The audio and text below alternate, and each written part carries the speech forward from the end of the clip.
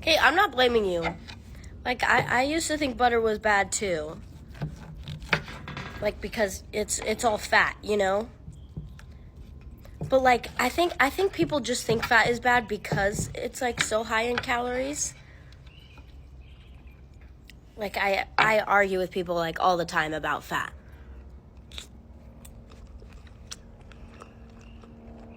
But it's so sad that like something like processed with colors and additives, like people would think that's healthier than butter. And I'm not talking about the fake butter, because most people have fake butter in their fridge with like, it's like fake butter with a bunch of oils and then even color in that. Like, that's not what I'm using. I know there's been some fight about Kerrygold butter. Like, as long as it's like a high quality butter that doesn't have added oils and colors like those most fake butters on the market. But butter's actually really good for you. It's way better than the seed oils everyone's using.